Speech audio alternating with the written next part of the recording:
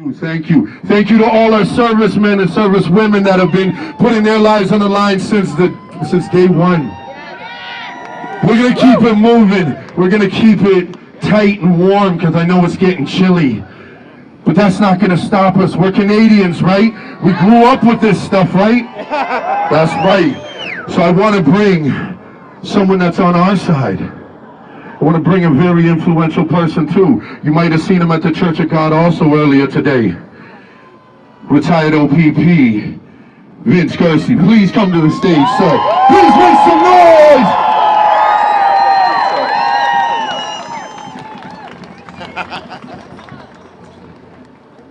It's a real pleasure to see everybody here today. What a fantastic crowd. I want to welcome you here to week 59 of 2 weeks to the flatten the curve thing. Week 59. So I'm really here to speak to you about a few issues, and one of them is uncovering the truth. That's why I'm here, and that's why I'm involved. I first became involved at Adamson's Barbecue. I happen to have the privilege of being there and meeting Adam Skelly and trying to get some of his brisket, which I never got because the horses blocked me and 250 officers blocked me from having brisket. I should have just gone to the Costco next door because it was open and jam-packed.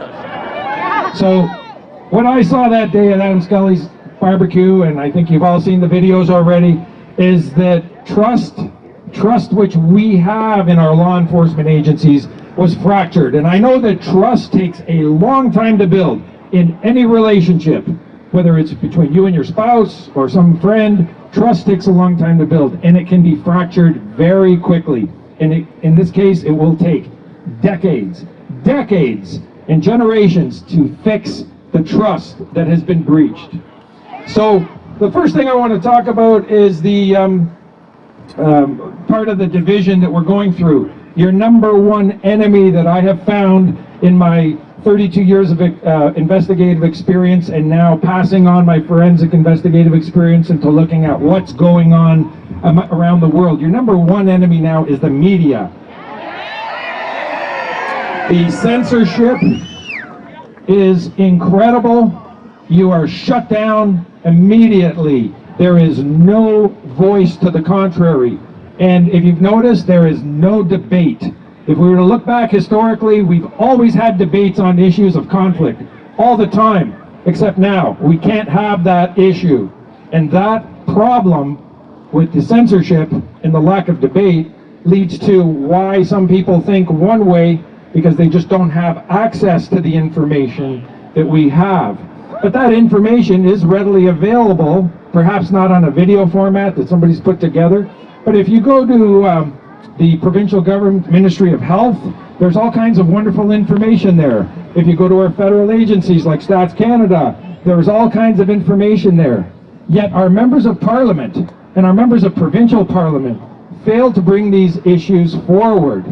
But we have a few heroes within our government that gives us hope.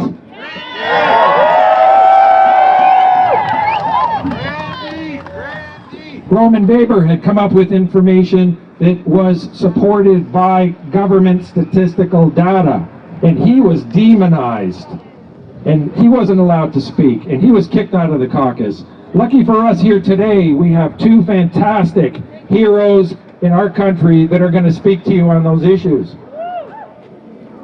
The other issue that we have a problem with, and I won't go into detail because you are all awake and you understand this, but a lot of our police officers don't understand this, is the political Trojan horse that has captured the narrative that is moving forward on top of the COVID issue.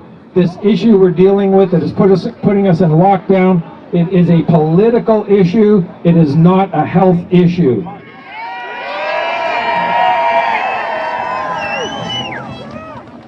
Now, unfortunately, there's been a lot of harassment by police officers and our church groups and our protest groups, and we've seen a tremendous amount of civil violations against our population, and that's something that is uncalled for. I'm very, very proud of the Canadian anthem, and I believe you are all as well. We're all patriots here, and we love the words that we hear in the Canadian anthem. Unfortunately, I'm going to divide the police officers that we have now into two groups. And I have been in the contact with quite a few officers that are completely against these lockdowns and these tyrannical mandates that have come out. And I will call them the free thinkers. They're able to think for themselves, use their investigative experience and say, I've seen the data, I do not believe in this information. And then we have the conformists, those that conform to what they are told to do, follow orders, and lay charges. I will tell you that there is one advantage to having a ticket.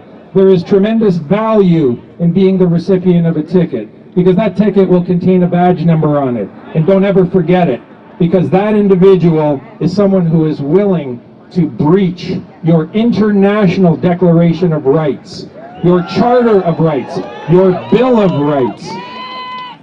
They're willing to do that. So we have police in two different categories, and I'm going to put it this way. Policing in Ontario and across Canada now is like a box of chocolates.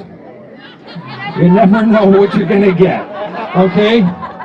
So I find that officers who have been violating their oath, violating the Charter, violating the Police Services Act, I'm going to add one more item to that.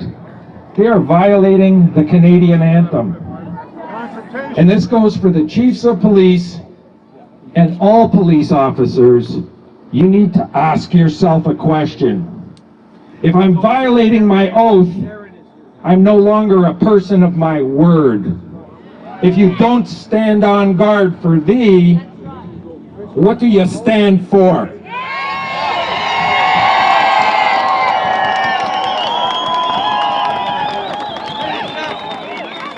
I told you we were going to have some great speakers. I told you we we're going to tell you, get down to the nitty-gritty, didn't I? I told you this wasn't going to fall either, so thank you.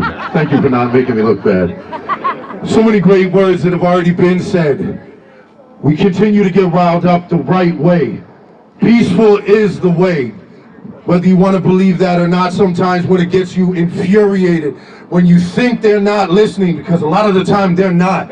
They're not listening to the little guys or little girls or little kids that are writing letters in school while they're in there for a week till they get kicked out and then there's no school again.